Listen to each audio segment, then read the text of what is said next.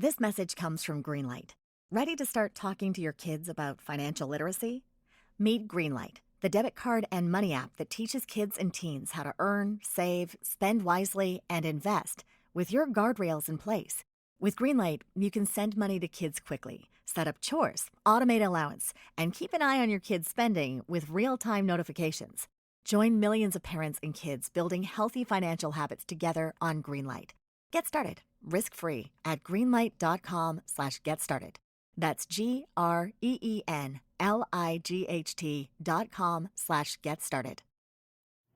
Eli, where are you driving us? We're almost there. Why do we keep letting him blindfold us? Because if we don't, he will tint the inside of the windshield again. Yeah, right. Yeah. How's Mrs. Witherson recovering, by the way? Not well. A hip injury at her age. And we're here. A parking lot? Kinda. Gentlemen, welcome to the South. What's that smell? Yeah, that is pretty much everywhere here. Eli, why did you bring us to the South? Because, silly, I wanted everyone to understand your essay. About Sherbert's March to the Sea. Sherman's Whatever. March to the Sea. I knew that if we didn't get a look at the real desolation, the gravity wouldn't really hit us. So here we are. No, wait. Doesn't Noah already live in the South? No, not in the podcastiverse. Here I actually live in Pennsylvania with Eli and Heath. Wait, what the fuck is the podcastiverse? No, don't ask. He's in like a psychotic fugue state. Don't worry about it. Well, look, Eli, I really appreciate it, but I think we're all going to understand the stakes and consequences based on the essay. We don't need to be in a giant parking lot or whatever. Where are we anyway? Oh, we're at the stadium for the Jags. I figure this would really show the squalor the best. I mean, he's not wrong. Okay, wait. Is that guy fucking a Four Loko can? I mean, he's doing something to it.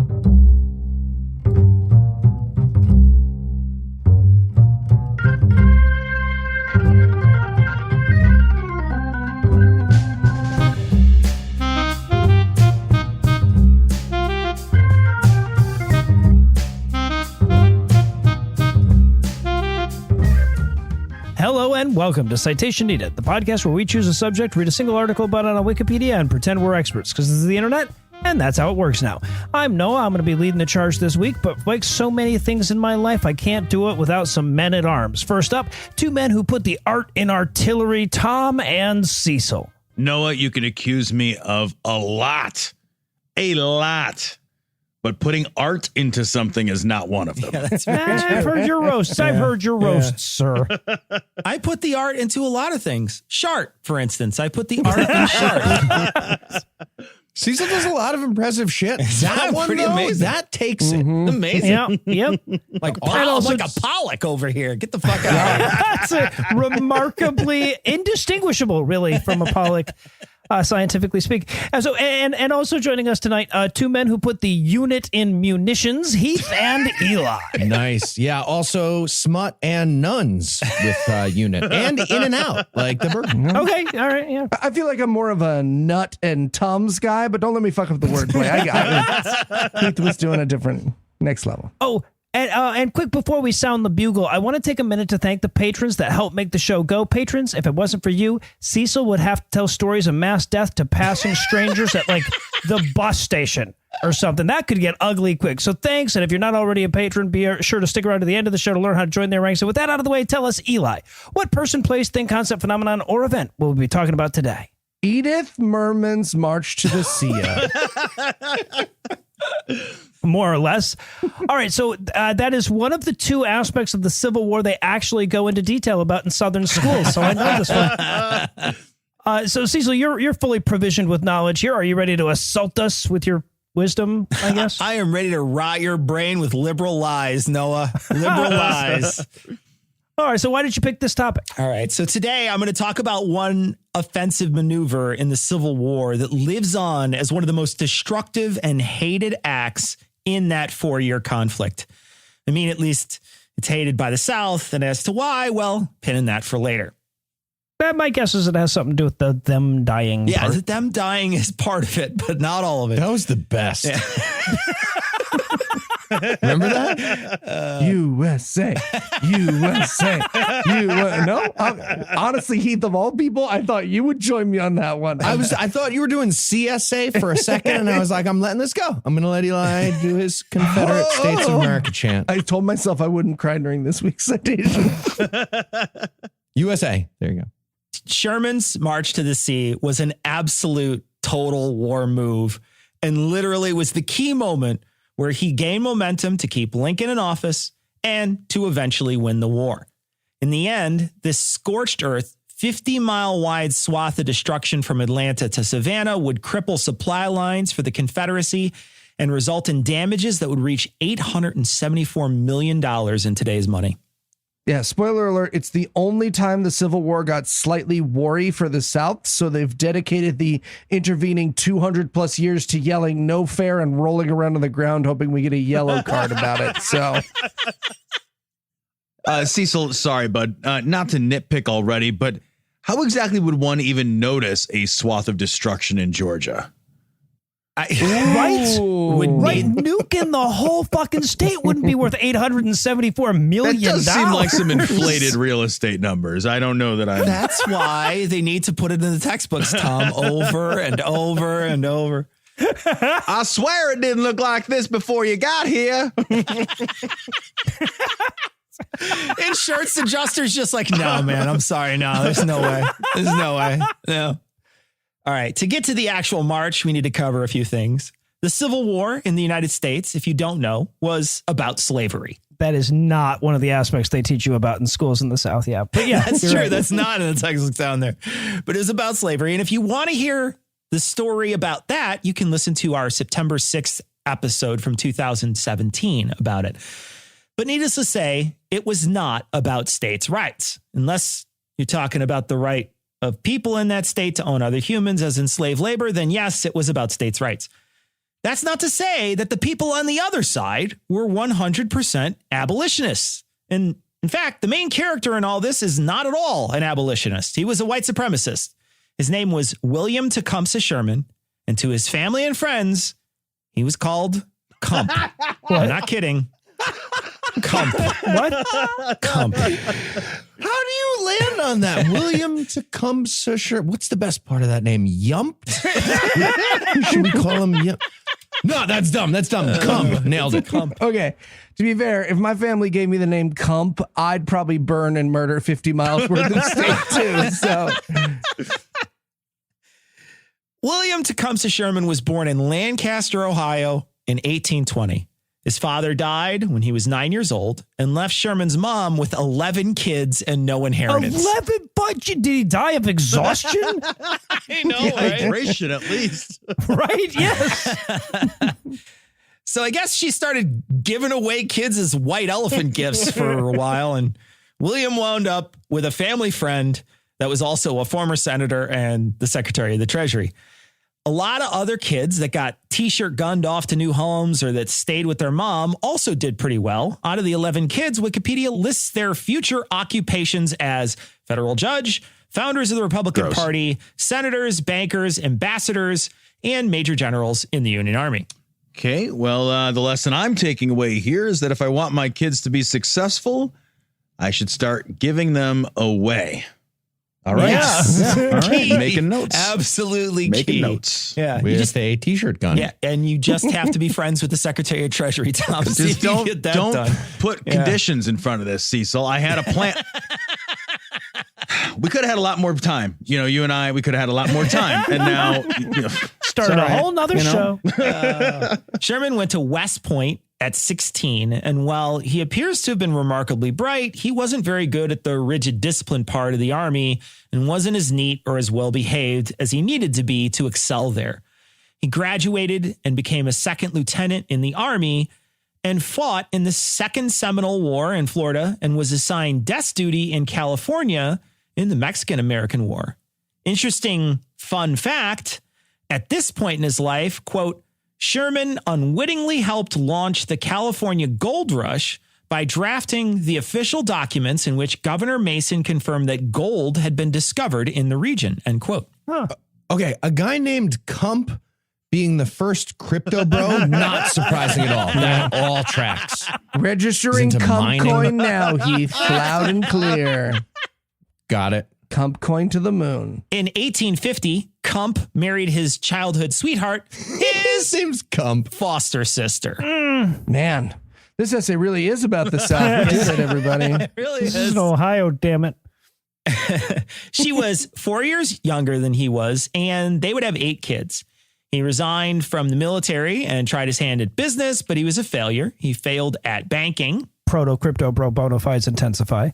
It's so hard to fail at banking. Right? You Yes. just hold it and make more. Eventually, he got a job as an office manager in a law firm run by his brothers. And he got a license to practice law, even though he never actually studied it. And he failed at that. He became a superintendent of a military academy in Louisiana. That school would eventually become Louisiana State University. Okay, you know what? This is bullshit. When the rest of us fail, our next job isn't like manager of the law firm or lawyer without a license or superintendent of the military academy. Okay, it's podcaster. That's the Right? Thank you. step. Thank you. Welcome to the Cumpcast. Sherman was pissed when he found out about the South secession. He is quoted as saying, quote, "You people of the South don't know what you're doing. This country will be drenched in blood, and God only knows how it will end. It is all folly, madness, a crime against civilization. You people speak so lightly of war, you don't know what you're talking about. War is a terrible thing," end quote. Now, to be clear, he was never all that mad about people owning people. He was mad that South Carolina quit our club. Right. Yeah, okay, he sucks, but I still like the idea of the North burning the South to the ground and being like, this hurts us more than it hurts you. That's awesome. I mean, if you count supporting them with welfare and our taxes while letting them drag our culture back hundreds of years for the next of history, then yeah, it really did hurt us really more did. than them. Really did. All right. Overturned Roe versus Wade. It's just so sad. He resigns his position in Louisiana and eventually becomes an officer in the Union Army. In 1861, he was assigned to Kentucky and had command there. While he was there, he had a nervous breakdown and is sent home to Ohio to rest. He's visited and convinced to come back into service by General Grant. He later said, quote, "Grant stood by me when I was crazy, and I stood by him when he was drunk. What? And now we stand by each other," end quote. They stood by each other so much that they would 100% find a bunch of dead bodies by railroad tracks in the next few years. I should explain to our younger listeners, there was once a kid's movie about poking a dead body with a stick, and that's why everyone on this podcast is the way we are. Yes, Yeah, it is. that did it. The Civil War from 1861 to 1864 is anyone's game. There's lots of punches thrown by each side and a lot of back and forth in the battles. The war was pretty much in a stalemate in the spring of 1864. At this point, Lincoln is up for re-election, and a lot of people in the North want to create a peace treaty with the South. In fact, Lincoln's political opponent in the presidential race, General George B. McClellan, ran with that intent. But there's a chance to cripple the Southern forces with an assault on Atlanta. Okay, but you also just know that there was that one guy in the room who would not stop calling it Hotlanta. And I know war is a tragedy and blah, blah, blah, but I am absolutely glad that guy's dead. Yeah, Okay, I said Hotlanta like 100 times when we went to Atlanta at the time was the railroad hub of the Confederacy. It had 4 major train lines that fed the city, and there was also a large manufacturing base there too. Sherman was given the task to take Atlanta and cut off those supplies. He's facing off against 70,000 Confederate soldiers, and his force outnumbers them by about 40,000. That isn't as lopsided as it looks, as holding on to and defending land is a little easier and it requires less men. Sherman had a bit of an advantage as he was stationed in Georgia earlier in his military career, and he did know the land. Don't worry, guys. I know where all the good boiled peanut stands are. We're going to take this one. Trust me. His plan was pretty straightforward. Quote, my aim then was to whip the rebels, to humble their pride, to follow them to their innermost recesses, and to make them fear and dread us, end quote. Okay, that's the classic disappointed father move right there. I like that. Just Tom roasting the Confederacy over a loudspeaker before they did the siege. In order to take Atlanta, he has to outflank the Confederates who have surrounded the city with 12 miles of fortifications. Most of this was built with slave labor. So he decides to soften up the city by shelling it with artillery for 5 weeks. The citizens that are left in Atlanta, because a lot of them left town before he even arrived, are forced to live in cellars or have their enslaved workers dig them bomb shelters in their plantation yards. The absolute humanity of it all. My God. Well, they can't use slave labor anymore, so these days they keep people out with 12 miles of standstill fucking traffic. God, I've been to Atlanta one time. Oh. And I think the whole time I just spent in traffic. I didn't do anything else. So you're still there. You got it. Yeah. You got it. Hey, if you haven't been to Atlanta, take a second to picture yourself in traffic. You did it. Yeah, You've been to Atlanta. And That's then, the like experience. Yard Yard House? The roads are like 24 lanes across. There's fucking the biggest roads I've ever been on in my life, and it's stopped. How is that possible? The only thing to do in Atlanta is leave Atlanta. Which is why everyone is doing it all the time. And somehow the airport is even worse than the roads. It's Yeah. Classic Hotlanta. Classic. In any case, the bombing doesn't win the battle for him. They actually have to disengage from the fighting to head to the south and cut off the rail line and leave the city untethered to its supply lines. When this happens, the military that's stationed in Atlanta retreat to the north. Okay, boys, to be free of this tyranny, we'll need to go north. No, I hear it now. I hear that. Yeah. The Union recaptures Atlanta on September 2nd, 1864, and word travels to the north. Lincoln is basically reelected on this news. With the recapture comes the release from slavery. This was upsetting to some of the Southerners. Here's a quote. One unpleasant feature of the present circumstances is the impotent airs the Negroes put on and their indifference to the wants of their former masters. Of course, they are all free, and the Yankee soldiers don't fail to assure them of that fact. So our Negro property has all vanished into the air. End quote. There's that Southern hospitality and charm on display. Right there. Yeah. Now, when the Confederate Army heads to the north, they try to cut off the supply lines for the Union in a countermaneuver. Sherman is able to stop them from doing it, but he realizes how dangerous it is just sitting in Atlanta. So he has an idea how to stop the war. He would have to make the war unpalatable to the Southerners. All right. Well, if there's one thing I can say for the people who live among fist-sized mosquitoes and sky syrup levels of humidity 9 months a year, it's that they can palate quite a bit. So quick before this thing gets ugly, we're going to take a quick break for some apropos of nothing.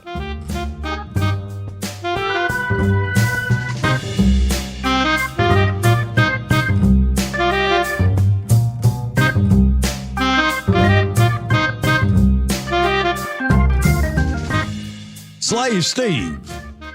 Hi. Yeah. How goes the work on that bomb shelter I'm having you build me? Oh, it's going really good. Come and take a look. Now this door here. It's the strongest jean material I could find. I said, did you say jean material? Yes, sir. Yep. I like, think about it. Have you ever seen a broken piece of jean? Well, no, I suppose not. Exactly. Super strong stuff. And on the inside, we have all these flags. Oh, yeah. Now, are these made of metal? Yep. Didn't want anything to happen to your flags, so I made them out of razor sharp steel, and then I just hung them from the ceiling all over the place. Okay, all right. And these barrels, they are full of food, I suppose, then. Right, well, even better, gunpowder. Gunpowder? Yeah, so we can celebrate defeat in the North when it's all over. You do want fireworks, right? All right. Fireworks. Now look, Slave Steve, you understand if this goes badly, it could be terrible. The South would be ravaged and all the slaves would be set free with nobody to own them or give them jobs like this. I am aware that those are the stakes. Yes, sir. Well, all right, as long as we're on the same page, son.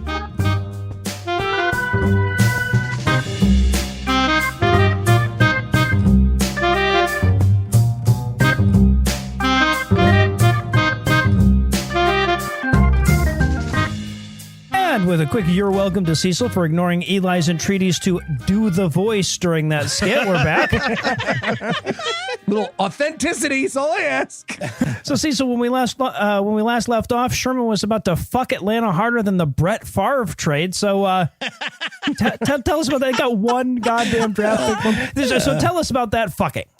Oh, yeah. Okay, here we go. So Sherman, knowing that his supply lines to the north are in danger, decides to head to the south and march to the sea.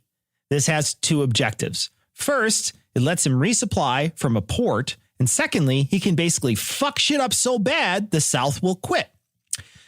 His goal was to, quote, make Georgia howl, end quote. He said, quote, we are not only fighting hostile armies, but a hostile people. We must make old and young, rich and poor, feel the hard hand of war. We cannot change the hearts and minds of those people in the South, but we can make war so terrible and make them so sick of war that generations will pass away before they would again appeal to it, end quote. Nice. Yeah. And it worked for like 156 years. Yeah, no, so that was pretty solid. Pretty good. Good run while I mean, lasted. as this essay goes on, it becomes more and more obvious what needs doing, but I'm going to save Cecil the beeps. We don't have to. They start in the city of Atlanta. The first thing they do is evict all the citizens. They send their wounded and some of the civilians north on the train line and then tear up the railroad. They rip up 40 miles of track north of Atlanta. Then they go to work smashing and knocking down every public building. Christ. One of the last ones to go was the concert hall. The engineers, tasked with the destruction of the buildings, interrupted the band of the 33rd Massachusetts Regiment as they were performing there and shoot them out to finish their work.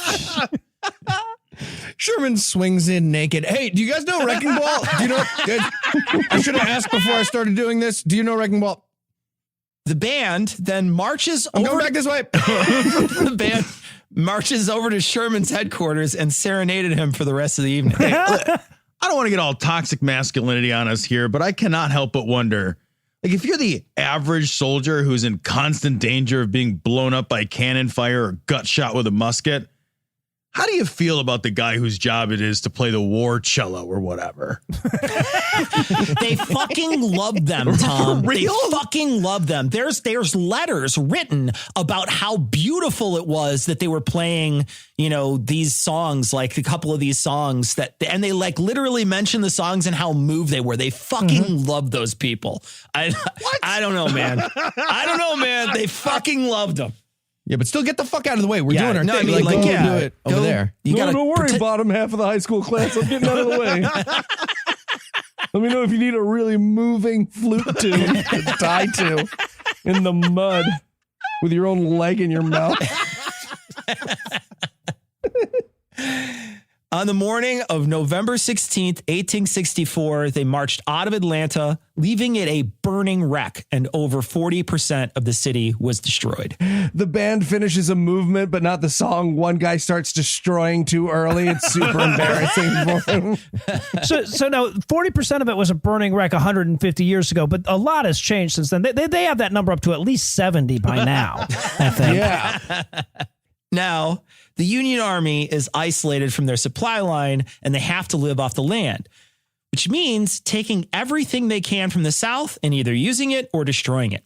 Sherman uses a census map of Georgia to plot his course to the sea. He basically looks for the most affluent areas between Savannah and Atlanta and heads there to take all their shit. Quote, Nice. we have devoured the land and our animals eat up the wheat and cornfields close.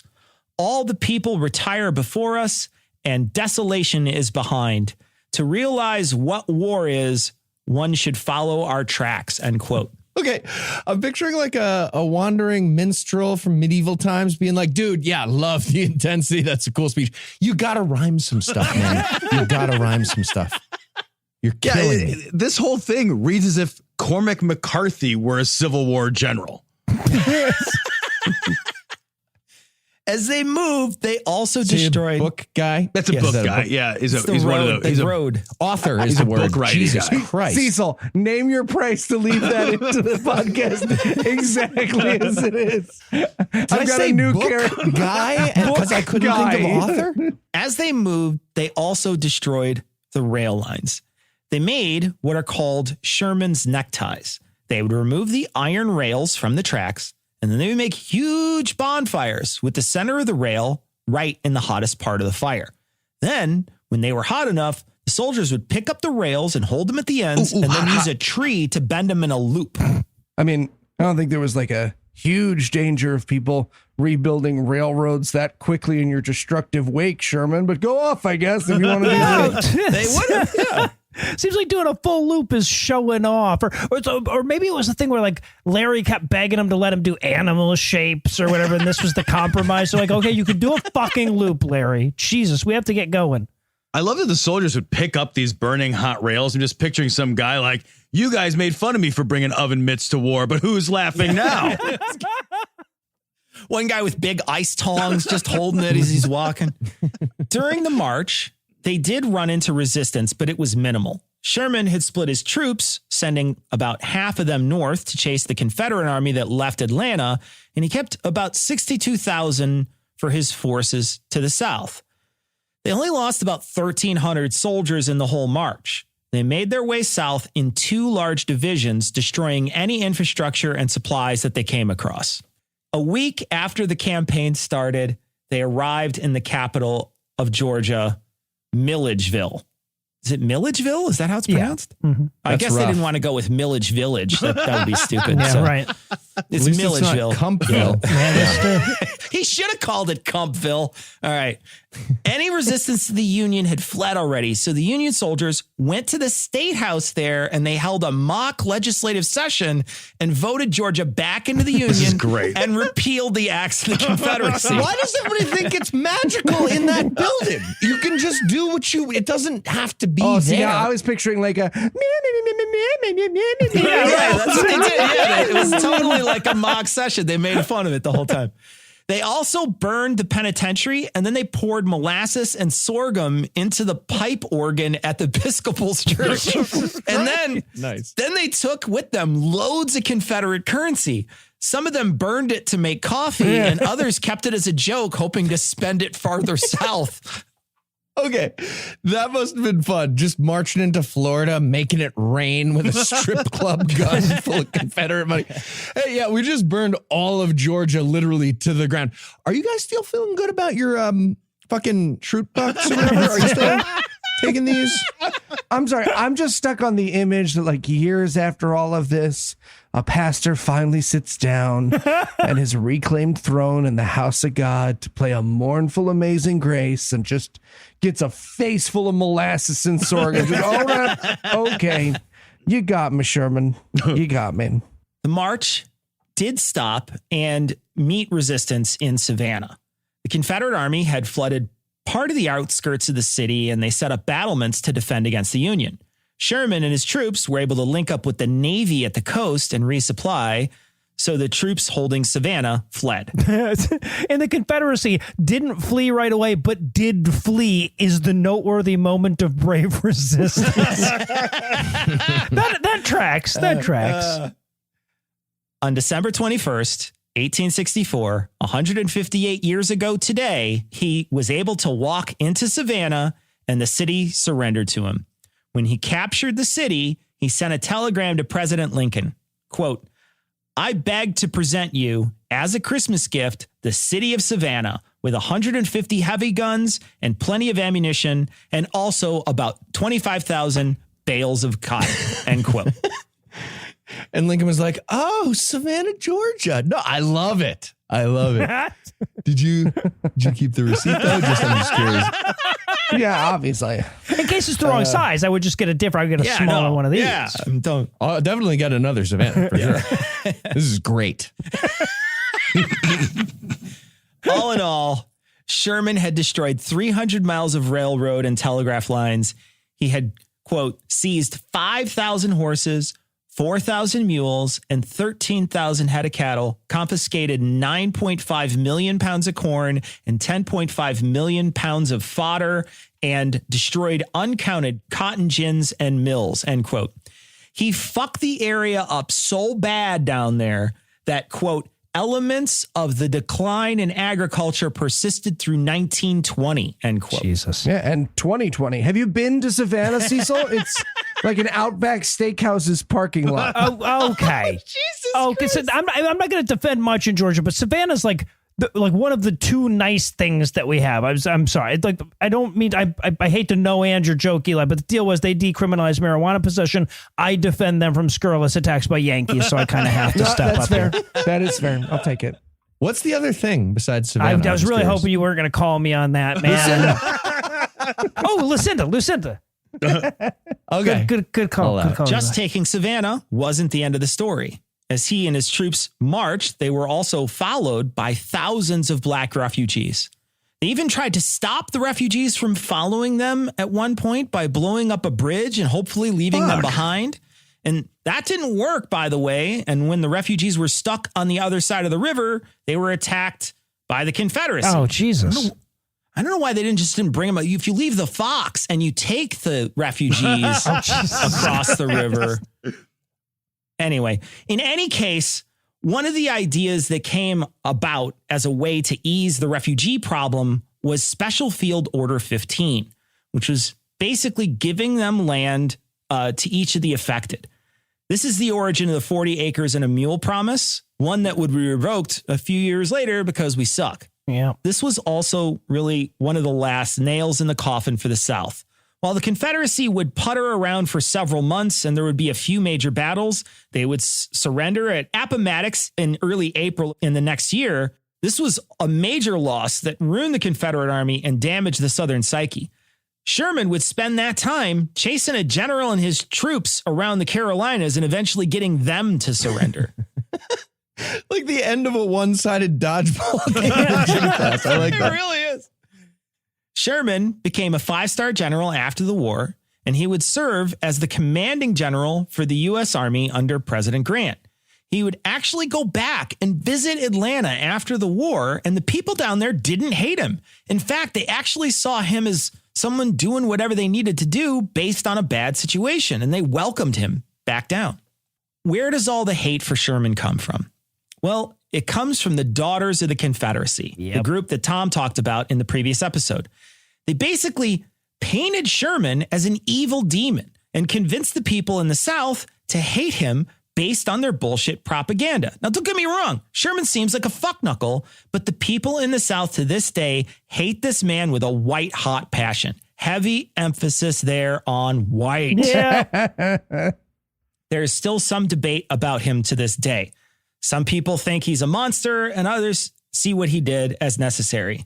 I mean, he even thought what he was doing kind of sucked, but he thought it needed to be done. He would have been happy to figure this out another way, but as he said, quote, "War is the remedy our enemies have chosen. Other simple remedies were within their choice. You know it, they know it, but they wanted war, and I say, let us give them all they want. Not a word of argument, not a sign of let up, no cave in till we are whipped or they are," end quote. And if you had to summarize what you've learned in one sentence, what would that sentence be, Cecil? Shitty people can do good things for bad reasons. Yeah, it's a good lesson to take away. And are you ready for the quiz? All right, let's do this. Let's do it. All right, Cecil, which of the following is You the can't best take name? this quiz anywhere north of the Mason-Dixon line, by the way. You're not allowed to take this quiz. Go ahead. All right, Cecil, which of the following is the best name for the currency of the American South? Oh, no. A, secede money. B, so good. Ein Krugerrand. C, bigot coin. D, Robert E. Lira. E, 401k KK. Or F, Denture capital. Oh, they're all so good. They're all so good. Yeah, I'm going to have to go with F, denture capital. It's my favorite. That's very attractive. It turns out it was actually 401 KKK. Oh, what a shame. No, it wasn't. It was denture capital. You have to win. Yes. All right, Cecil. General Sherman sure does get a lot of hell for beating the crap out of the South. But alternatively, he could have A, tried to be more congenial about the whole thing and waged a civil war. B, fuck it. They had it coming. B! Yes. B! Holy shit, B! They had it coming. Fuck them. Jesus. All right, Cecil, what historical event has proven that Sherman's brutal march to the sea was unnecessary barbarism? Is it A, the debate that changed everyone's mind of Dresden? B, the hearts and minds winning of Normandy? I see what you're doing here. C, the working it out through compromise of Hiroshima? Okay. Or D, Hurricane Katrina? Oh, Jesus Christ, dude. I win! I changed my mind. Heath was right and he wins. So Damn good. it. No, So I good. win. I win. Good. Tom's doing the essay. So I won. I'd like Tom next week. Yeah. We'll pick Tom. Yeah. All right. Well, for Tom, Heath, Eli, and Cecil, I'm Noah. Thank you for hanging out with us today. We'll be back next week, and by then, Tom will be an expert on something else. If you can't wait that long, no worries. We've made everything easier for our listeners by combining all our other projects into a single podcast. So look for god-awful, dear-old, cognitive, scathing, liberally minus crat coming soon to a podcaster near you. And if you'd like to help keep this show going, you can make a per-episode donation at patreon.com/citationpod or leave us a 5-star review everywhere you can. And if you'd like to get in touch with us, check out past episodes, connect with us on social media, or check the show notes, be sure to check out citationpod.com. Did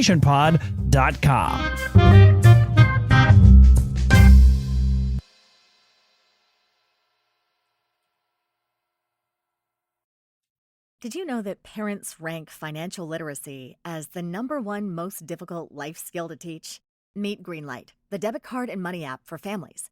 With Greenlight, you can send money to kids quickly, set up chores, automate allowance, and keep an eye on your kids' spending with real-time notifications.